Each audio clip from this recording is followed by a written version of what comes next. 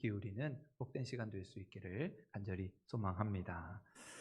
오늘은 우리 사순절 저희가 진행하고 있는 마가복음 성경 필사를 염두에 두면서 오늘부터 3월 한 달 동안 이 마가복음의 말씀을 중심으로 마가복음에 나타난 예수님의 기적 이야기를 함께 나누려고 합니다. 그래서 이번 사순절 설교 전체 시리즈 제목을 길 위에서 만난 기적 이렇게 정해 보았는데요. 예수님의 기적이 오늘 우리의 기적이 되도록 이 사순절 말씀의 은혜를 사모하면서 주님과 동행하는 복된 절기가 될 수 있기를 바랍니다. 첫 시간으로 오늘 율법을 넘어선 사랑의 손길이란 제목으로 함께 말씀의 은혜를 나누고자 합니다. 이미 말씀드린 대로 우리는 부활을 기다리는 사순절을 보내고 있습니다. 특별히 이번 사순절 우리 마가복음 성경 말씀을 우리 성도들이 함께 필사하면서 주님의 말씀, 또 주님의 행적을 돌아보고 우리를 향하신 그 주님의 놀라우신 사랑을 묵상하는 시간이 될 수 있기를 바랍니다. 작년에 저희가 마태복음 성경 필사를 했는데 정말 우리 많은 분들이 참여해 주셨습니다. 올해도 이 마가복음 성경 필사에 가능하시면 우리 많은 성도분들 참여하셔서 말씀으로 은혜 받고 말씀으로 새로워지는 귀한 시간이 될 수 있기를 바랍니다. 우리 지난주에 로비에서 배부를 했는데 지난주에 받지 못하신 분들 이번 주에 꼭 받아가시고 보시면 왼쪽 편에 성경 말씀이 있고 그것을 따라서 오른편에 쓰기만 하면 됩니다. 주중에 들으니까 벌써 마가복음을 다 쓰신 분이 일주일 만에 다 쓰신 분이 계시더라고요. 얼마나 감사한지. 그래서 한 번 더 써도 되나요? 한 번 더 써도 됩니다. 네, 그렇게 성경과 함께 이 마가복음과 함께 정말 우리 가운데 은혜를 주시는 사순절이 될 수 있기를 바랍니다. 그러면서 이 사순절 기간 동안 우리가 마가복음과 함께하는 시간을 갖고자 이 주일 설교 말씀에도 이 마가복음을 중심으로 함께 은혜를 나누고자 합니다. 이런 마가복음은 4개의 복음서, 마태복음, 마가복음, 누가복음, 요한복음 이 4개의 복음서 중에서 가장 짧은 16장으로 된 말씀이지만 그만큼 예수님의 행적을 아주 역동적으로, 아주 집중적으로 우리에게 전해주고 있습니다. 그래서 마가복음은 예수님이 이런 말씀을 하셨다, 길고 장황하게 설명하기보다 예수님이 즉시 가셔서 이런 일을 행하셨다, 이렇게 병든 자들을 고치셨다, 그분의 발자취를 더듬으면서 그 고통의 현장, 눈물의 자리에 함께 하시는 사랑의 손길을 전해주고 있습니다. 그래서 이 마가복음을 읽다 보면 유독 눈길이 끄는 장면들이 있습니다. 그것은 바로 예수님이 베푸신 기적 이야기입니다. 병든 자를 치유하시고 귀신을 내쫓으시고 자연을 다스리시는 이 기적 이야기가 그럼 짧은 이 마가복음 안에 19가지의 사건이 아주 집중적으로 기록되어 있는 것을 보게 됩니다. 여러분, 그렇다면 왜 마가는 이렇게 많은 기적 이야기를 기록하게 되었을까? 그것은 아마도 당시 로마의 박해 아래에 있는 그리스도인들에게 예수님의 기적 이야기만큼 강력한 이야기가 없었기 때문이지요. 예수를 믿으면 죽임을 당하는 그 공포스러운 분위기 속에서 무력감에 빠져있는 그리스도인들에게 어떤 세련된 이야기, 복잡한 실론 이론보다 죽음과 질병의 권세를 깨뜨리시는 그 주님이 우리와 함께한다는 사실이 그들에게 용기가 되고 힘이 되었다는 사실입니다. 여러분, 그래서 마가복음에서 기적은 정말 신기하다, 그냥 구경거리가 아니라 주님의 가르치심이 눈에 보이도록 보여지는 마치 시청각 설교였습니다.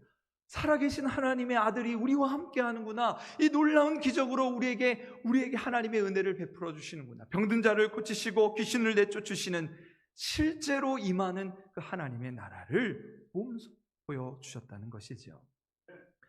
여러분, 이처럼 마가복음이 이 기적의 사건들을 이렇게 중요하게 보도하는 이유는 그냥 예수님이 그냥 단지 좋은 사람, 훌륭한 스승을 넘어서 살아계신 하나님의 아들이라는 사실을 분명하게 보여주는 것이지. 이러한 기적은 하나님의 아들이 아니면 아니 되는 기적이다. 하나님의 아들이라고 하는 그 신성이 추상적인 개념이야. 실제 눈으로 보여지는 기적과 같은 일로 나타났다는 것이지요. 그런 의미에서 질병을 꾸짖고 거친 풍랑을 잠재우고 죽음의 문턱을 넘어선 이에게 생명을 부여하는 기적은 예수님이 누구신가? 봐라, 예수님이 하나님의 아들이라고 하는 확실한 증거가 되었습니다. 여러분, 그래서 마가복음은 이러한 기적 이야기를 통해서 예수님이야말로 전능하신 하나님의 아들이라는 사실을 각인하면서 무력감에 빠진 성도들에게 다시 일어날 용기가 되는 말씀이었던 것이지요. 여러분, 그렇다면 마가복음에 나타난 이런 기적 이야기들이 오늘 우리에게는 어떤 의미가 있을까? 사순절을 보내면서 우리를 향하신 하나님의 말씀에 귀를 기울이고 이 사순절 마가복음 말씀을 우리가 하나하나 성경 필사를 하고 또 주일에 선포되는 말씀을 통해서 우리에게 사랑의 손길로 다가오시는 주님을 만나는 복된 절기, 복된 시간 될 수 있기를 소망합니다. 오늘 우리가 함께 읽은 본문의 말씀은 전도 여행을 하던 예수님과 제자들이 길 위에서 만난 나병 환자를 치유해 주시는 이야기를 전해주고 있습니다. 여러분, 예수님은 공생애 중에 많은 병자를 고치셨지요. 그런데 왜 특별히 이 나병 환자를 고치시는 이야기를 따로 기록해서 1장 마지막 부분에 전하고 있는 것일까? 여러분, 그것은 아마도 이 나병이라고 하는 질병이 가지고 있는 특별함 때문이었을 것입니다. 또 이 나병 환자가 자신의 질병을 두고 지금 예수님께 나온 그 나병 환자의 모습이 특별했기 때문에 그 모습을 우리에게 전해주는 것이죠. 성경에 보면 많은 질병을 다루고 있습니다. 그만큼 하나님께서 질병으로 고통당하는 우리 사람들에게 관심을 갖고 있다는 뜻이 됩니다. 그런데 그런 많은 질병 가운데 성경에서 가장 많이 등장하는 질병 중에 하나가 바로 이 나병입니다. 여러분, 구약 성경에서 나병은 단순한 의학적인 질병을 넘어서 이 공동체의 정결함을 유지하는 정결 예식과 관련이 있었습니다. 그래서 모세의 누이였던 미리암이 지도자였던 모세의 권위에 도전을 했을 때 나병에 걸리게 되지요. 또 우시야 왕이 또한 교만하여서 내가 제사장 역할을 할 수 있다, 성소에서 스스로 분향했을 때 왕이 나병에 걸리게 되었습니다. 그럼 더불어 이방 나라의 군대 장관이었던 나하만을 기억하시죠? 그도 나병이란 질병에 걸려서 자신의 권위와 자존심을 다 내려놓고 요단강에 이스라엘 땅에 와서 자신의 몸을 씻어야만 했습니다. 또 신약 성경에서는 복음서에만 이 나병에 관련된 이야기가 13번이나 나올 정도로 예수님은 이 나병 환자들을 조금은 특별하게 대하셨던 것을 보게 됩니다. 그렇다면 왜 이토록 나병은 특별하게 여겨졌을까? 먼저 이 나병이라고 하는 병의 증상 때문이지요. 여러분, 나병은 몸에 이제 피부병처럼 반점이 나타나면서 증상이 시작되는데 이 반점이 이제 얼굴에 이마나 코, 얼굴에 번지면서 몸 전체로 퍼지는 그런 질병입니다. 여러분, 그런데 반점이 생기는 것으로 끝나지 않고 이 반점이 생기는 부분은 감각이 마비가 되고 또 감각이 사라지는 일이 일어납니다. 더 심해지면 거기에 물집이 생기고 고름이 흐르고 진물이 흐르면서 손끝이나 발끝에 살점이 떨어져 나가고 막 얼굴이 이그러지는 그런 무서운 질병이죠. 그야말로 살이 썩어서 문드러져 가는 피부병의 일종인데, 그래서 우리가 예전에는 살이 썩어 문드러진다, 그래서 우리가 문둥병이라고 불렀고, 이 문둥병이라는 말을 한자 말로 하면 나병이라는 말이 됩니다. 그런데 이제 그러한 표현들이 이제 환자들을 비하하는 표현들이다라고 해서 요즘에는 한센병이라 부르고, 요즘에는 이제 항생제가 너무 잘 나와서 90% 이상 치료가 되는 질병으로 알려져 있습니다. 여러분, 그렇게 나병 환자는 통증도 통증이지만 이 변해가는 자신의 외모를 보면서 절망하게 되죠. 눈썹이 사라지고 얼굴이 이글거러지고 손가락, 발가락이 떨어져 나가는 것을 보면서 마음 깊은 곳에 절망이 자리 잡게 됩니다.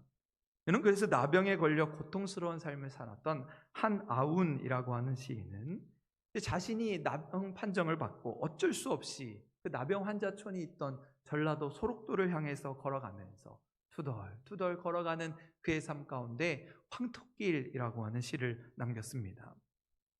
가도 가도 붉은 황토길, 숨막히는 더위 속으로 쩔름거리며 가는 길, 신을 벗으면 발가락이 또 한 개 없다. 앞으로 남은 2개의 발가락이 잘릴 때까지 가도 가도 천리 먼 전라도 길. 자신의 신세를 그렇게 한탄하면서 깊은 절망 가운데 노래하고 있습니다. 그야말로 나병이 가진 그 슬픔과 애환을 있는 그대로 드러내주는 그런 시의 내용이지요. 두 번째로 이 나병이 특별한 이유는 바로 병의 전염성 때문입니다. 나병은 그냥 자신 혼자 앓는 것으로 끝나지 않고 주변 사람들에게 전염이 될 수 있다는 이유로 이 나병 환자들은 격리를 해야 했습니다. 여러분, 우리가 코로나19 때 이 격리가 얼마나 무서운지를 우리가 진짜 몸소 경험하지 않았습니까? 마을 밖 동굴이나 외딴 곳에 거주지를 만들고 이 나병 환자들을 따로 살게 한 것이지요. 우리나라의 소록도가 아주 대표적인 격리시설이라 할 수 있는데요. 그러다 보니까 이 나병 환자들은 가족들의 품을 떠나서 모든 것을 잃게 되었습니다. 그냥 나병에 걸렸다는 이유로 인생 자체가 흔들리고 말로 다 할 수 없는 외로움과 고통 가운데 살아야 했던 것이지요. 나병에 걸렸다는 이유로 천벌을 받았다, 저주를 받았다라고 하는 그런 슬픔 속에 살아가게 된 것입니다. 마지막으로 이 나병이 특별한 이유는 바로 이 병의 영적인 문제 때문이었습니다. 성경에서는 이 나병을 부정한 죄로 여기게 되었습니다. 그래서 나병 환자들은 절대로 성전을 출입할 수가 없고 하나님께 예배나 기도를 할 수 없었던 것이지요. 왜냐하면 이 나병이 전염이 되는 것이기 때문에 거룩한 공동체를 유지하기 위해 그들을 격리하면서 심지어 성전에도 출입하지 못하는 그런 고통을 겪어야 했습니다. 영적으로 하나님과 차단된 삶을 살면서 마치 하나님께 버림받은 사람들, 저주받은 사람들로 여겨진 것입니다. 여러분, 이렇게 나병 환자들은 외적인 병과 함께 마음의 병을 함께 알아야 했습니다. 가족에게도 버림받고 죄인 취급을 받으면서 고난과 아픔과 수모를 겪게 된 것이지요. 그리고 오늘 말씀의 나병 환자는 이러한 영적인 문제를 가지고 주님 앞에 나왔습니다. 주님이시라면 내 질병을 치유해 주시리라, 이 문제를 해결해 주시리라 믿음을 가지고 하나님 앞에 나왔던 것이지요. 그리고 예수님께 나와 꿇어 엎드려 간구했다고 오늘 말씀은 전해주고 있습니다. 그것이 오늘 40절의 말씀인데요. 우리 40절 말씀 화면을 보시고 한 번 더 같이 한번 읽겠습니다. 시작. 한 나병 환자가 예수께 와서 꿇어 엎드려 간구하여 이르되 원하시면 저를 깨끗하게 하실 수 있나이다. 오늘 말씀에서 중요한 것은 이 나병 환자가 예수님께 나와서 꿇어 엎드렸다는 것이지. 그럼 당시에 얼마나 많은 나병 환자가 있겠습니까? 그 병으로 인해 고통당하고 눈물당하는 이들이 얼마나 많았겠습니까? 그런데 중요한 것은 이 나병 환자가 예수님께 꿇어 엎드렸다는 것이지요. 자신의 병이 고쳐지기를 간절히 원하면서 예수님 앞에 엎드렸다는 것입니다. 더 이상 고통으로 신임하지 않도록 그저 행복한 일상, 평범한 일상으로 돌아가기를 원하면서 예수님 앞에 간구하고 있습니다. 그런데 사실 이 나병 환자는 예수님께 나올 수 없는 처지였습니다. 왜냐하면 이 나병 환자가 정상적인 사람들 앞에 나오는 것을 율법이 금하고 있었기 때문이지요. 그래서 자칫하면 율법에 따라 이 나병 환자가 돌에 맞을 수도 있고 제사장에게 끌려가 재판을 받을 수도 있었습니다. 그런데 나병 환자는 지금 생명을 걸고 예수님께 나왔습니다. 지금 예수님이 아니면, 저 예수님을 만나지 아니하면 내 문제가 해결되지 아니하. 예수님을 만나면 내 병을 고쳐주시리라 믿음의 용기를 품고 두려움을 떨치며 주님 앞에 나오게 된 것이죠. 그리고 나병 환자는 나를 고쳐주소서, 내 질병을 고쳐소서 하지 않고 나를 깨끗하게 하여 주옵소서 간구하고 있습니다. 물론 나병이라는 병 자체가 더러운 진물이 흐르고 피부가 썩는 병이었기 때문에 아마 그런 차원에서 자신을 깨끗하게 해달라고 했을지 모릅니다. 그러나 오늘 말씀의 나병 환자는 그냥 내 몸만이 아니라 내 영혼의 더러움까지 주님 나를 깨끗하게 하여 주옵소서 간구하고 있는 것이지요. 여러분, 그래서 오늘 본문 말씀에 보면 6절밖에 안 되는 아주 짧은 말씀인데 이 본문 안에 깨끗하게 하다라고 하는 말을 4번이나 반복해서 사용하고 있습니다. 그것은 단순히 그냥 육체적인 나병이 문제가 아니라 바로 이 영혼의 나병을 깨끗하게 씻어내시는 주님의 능력을 강조하고 있는 것이죠. 그렇게 오늘 말씀에 깨끗하게 해달라는 이 나병의 관구는 2000년 전 어느 길에서 울려 퍼진 기적을 넘어서 오늘을 사는 우리 모두의 고백이자 우리의 기도가 되어야 할 줄로 믿습니다. 여러분, 오늘 우리의 영혼을 돌아보면 얼마나 더럽고 무디어져 있는가. 교만과 탐욕 그리고 미움이라고 하는 영적인 나병에 감염이 되어서 내 영혼이 썩어 들어가고 있는데도 아픔을 느끼지 못하고 있는 것은 아닌가. 부끄러운 삶을 살면서도 부끄러움을 모르는 우리야말로 주님, 우리가 깨끗하게 되기를 원합니다, 간구해야 될 사람들인 것이지요. 그럼 저희가 지난주까지 새벽 예배 시간에 스가랴서의 말씀을 묵상했는데요. 스가랴 3장에 보면 대제사장 여호수아가 하나님 앞에 서 있는 모습을 선지자가 꿈속에서 환상 중에 보게 됩니다. 여러분, 대제사장 여호수아는 이스라엘 백성들이 포로에서 돌아와서 이스라엘 백성들을 이끌어주던 그런 영적인 지도자였습니다. 그런데 환상 중에 보니까 이 대제사장 여호수아가 입는 옷이 너무 더러워서 마치 불에서 꺼낸 그을린 나무와 같았습니다. 그리고 이러한 모습은 당시 죄악으로 더러워진 이스라엘을 상징하는 모습이라 주님이 알려주시지요. 여러분, 그런데 이어지는 장면이 참 감동적입니다. 하나님께서 천사들을 보내셔서 이 여호수아의 더러운 옷을 벗기시고 그 위에 아름다운 흰 옷을 입게 하셨습니다. 내가 내 죄악을 제거하여 버렸으니 내게 아름다운 옷을 입히리라 말씀하시면서 그 더러움을 깨끗함으로 바꾸셨던 것이죠. 여러분, 오늘 말씀의 나병 환자도 마찬가지입니다. 그가 주님 앞에 엎드려 간구하였을 때 주님이 외면하지 않으시고 그의 더러운 나병의 옷을 벗기시고 깨끗함으로 정결함으로 입혀주신 것입니다. 더러운 나병의 환부에 손을 대시면서 내가 원하노니 깨끗함을 받으라 선포하신 것이죠. 그것이 오늘 41절의 말씀인데요. 우리 41절 말씀 같이 한 번 더 읽겠습니다. 시작. 예수께서 불쌍히 여기사 손을 내밀어 그에게 대시며 이르시되 내가 원하노니 깨끗함을 받으라 하시니. 물론 예수님은 말씀 한마디로 그의 병을 고칠 수 있었습니다. 그런데도 예수님은 친히 자신의 손을 내밀어서 그 고름이 흐르는 문드러진 피부를 직접 만지시고 얼마나 힘들었는가, 얼마나 외로웠는가, 얼마나 눈물을 많이 흔들었는가 그의 아픔을 보듬어 주시며 그의 질병을 치유해 주셨습니다. 여러분, 율법에 따르면 부정한 자와 접촉을 하면 그 접촉한 자도 부정해지게 됩니다. 왜냐하면 이 나병이 전염이 되는 질병이기 때문에 그 사람을 만지면 이 만진 사람도 똑같은 나병 환자 취급을 받게 되는 것이죠. 그런데 예수님은 오히려 자신이 가진 이 거룩함의 전염을 통해서 그의 부정함을 정결함으로 바꾸셨습니다.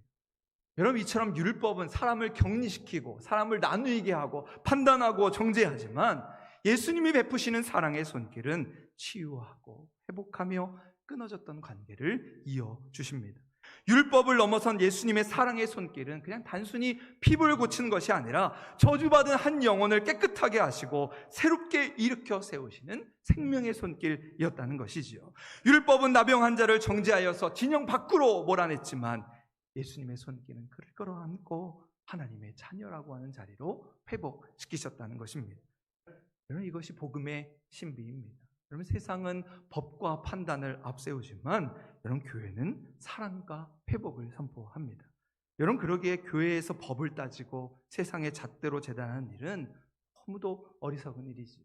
제가 젊은 신학생 때 총회, 우리 교단에서 하는 총회에 참관을 해서 참석한 일이 있습니다. 그럼 그때 젊은 신학생의 입장에서 얼마나 많은 상처를 받았는지, 목사님들이 여기서 법이요 저기서 법이요 법을 외치면서 누가 옳고 그름인가를 따지면서 싸우고 있었습니다.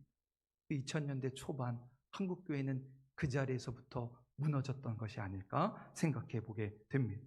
여러분, 율법의 안경을 쓰고 보면 모든 사람이 정죄의 대상이지만 복음의 눈으로 보면 우리 모두가 치유의 대상입니다. 여러분, 그렇게 교회는 문드러진 영혼의 환부를 사랑의 손길로 어루만져주는 영적인 안식처가 되어야 합니다. 십자가의 피 묻은 손길로 우리를 어루만져 주신 주님처럼 우리는 사랑의 전염자, 거룩한 전염자가 되어야 하는 것이지요. 서로의 아픔을 보듬어주고 허물을 덮어주면서 세상이 우리로 하여금 예수님의 흔적을 보게 해야 하는 것입니다. 유한나 시인의 광야에서 주의 이름을 부르리라고 하는 시가 있습니다. 아주 긴 내용의 시인데요. 주님 옆구리에서 용솟음 친 뜨거운 피로 퉁퉁 부른 빨간 십자가를 붙들고 싶었습니다. 스위치 하나로 붉어지고 스위치 하나로 캄캄해지는 차가운 플라스틱 십자가가 아닌 그 십자가 아래에서 서슬퍼렇게 우리끼리로 똘똘 뭉친 섬뜩한 무리가 아닌 어린 양의 찢겨지는 비명소리에 부르르 떨던 투박한 나무 십자가를 붙들고 싶었습니다. 나는 떠나렵니다. 차라리 광야에서 땅바닥에 성경책 펼쳐놓고 목 놓아 울겠습니다.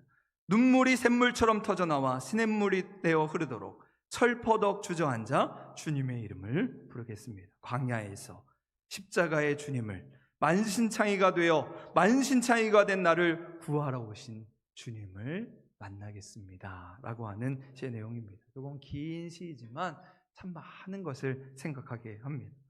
시인의 고백처럼 우리 예수님은 스위치 하나로 켜고 꺼는 차가운 플라스틱에 숨어 계신 분이 아닙니다. 오히려 주님은 광야에서 길 한복판에서 죄로 인해 만신창이가 된 우리를 만나기 위해 친히 십자가에서 자신이 만신창이가 되어서 그 투박한 나무 십자가를 지신 분입니다. 보름이 흐르는 나병 환자의 환부에 손을 대실 때 주님은 그 모든 환자의 저주와 부정을 당신의 몸으로 받아내시면서 그의 환부를 깨끗하게 하셨습니다. 이것이 바로 우리를 살려낸 만신창이의 사랑입니다. 이 뜨거운 사랑은 우리로 하여금 차가운 율법의 잣대가 아니라 사랑의 광야로 초청하고 있습니다. 오늘 여러분은 어느 길 위에 서 계십니까? 세상은 나병 환자를 향해 부정하다 정죄하며 그에게 돌을 던졌습니다. 그가 가까이 오지 못하도록 성벽을 쌓았습니다. 그러나 예수님은 그 담장을 넘어 사랑의 손길로 문드러진 가슴을 끌어 안으셨습니다. 이것이 바로 우리가 믿는 복음의 본질입니다. 주님은 우리의 질고를 구경하시는 분이 아니라 우리의 질고를 친히 짊어지시고 우리가 걸어가는 길로 찾아오십니다. 그리고 그 주님의 손길을 경험하는 사람들에게는 분명한 믿음이 있지요. 그것은 바로 예수 이름의 능력이 모든 것을 가능하게 한다는 사실입니다. 인도 선교에 큰 발자취를 남긴 스탠리 존스 선교사님은 89세의 고령에 뇌출혈로 그만 쓰러지시게 되었습니다. 그래서 온 몸이 이제 마비가 되었는데 이제 사람들에 의해서 반강제적으로 미국에 있는 보스턴 병원에 입원을 하게 됐습니다. 여러분, 그런데도 선교사님은 치료를 받으면서 의사가 들어올 때마다 선생님, 나에게 이렇게 말해 주세요. 나사렛 예수의 이름으로 명하노니 스탠리 일어나 걸으라, 이렇게 좀 말해 주세요. 그렇게 간절히 부탁을 했습니다. 선교사님이 그렇게 간절히 부탁을 하니까 의사는 하는 수 없이 부탁을 들어주었고 선교사님은 그때마다 아멘 이렇게 응답을 했습니다. 또 간호사가 들어오면 간호사에게 똑같이 부탁을 했고 나사렛 예수의 이름으로 명하노니 스탠리 일어나 걸으라 말하면 선교사님은 즉시 아멘으로 대답했습니다. 사람들은 선교사님이 노망이 들었다고 비웃었을지 모르지만 선교사님은 분명히 알고 있었습니다. 예수 이름의 능력에 죽은 자를 살리고 마비된 세포를 깨우는 생명이 담겨 있음을 확실히 믿었던 것이지요. 그리고 기적적으로 6개월 뒤에 선교사님은 병상을 박차고 일어나 다시 한번 90세의 나이에 인도의 선교지로 떠나게 되었습니다. 여러분, 무엇이 그 나이 많은 선교사님을 움직였을까? 나병 환자의 환부를 만지셨던 주님의 손길이 그 마비된 몸을 붙들고 계심을 믿었던 것이지요. 여러분, 오늘 우리에게 필요한 것은 바로 이 선교사님의 아멘 정신입니다. 그저 입버릇처럼 내뱉는 말이 아니라 보이지 않는 하나님을 신뢰하는 믿음의 고백이지요. 오늘 우리의 아멘은 어디에 있습니까? 오늘 말씀에 우리의 영혼을 비추어 볼 때 나병 환자처럼 진물이 흐르고 죄로 문드러진 것은 아닌가? 삶의 무게에 짓눌려서 우리의 영적인 감각이 마비된 것은 아닌가? 지금 우리의 영혼이 썩어 문드러지고 있는데도 아픔을 느끼지 못하고 그저 습관적인 종교인으로 전락한 것은 아닌가? 사순절을 보내며 우리의 신앙을 돌아보고 나병 환자처럼 꿇어 엎드리는 성도 될 수 있기를 소망합니다.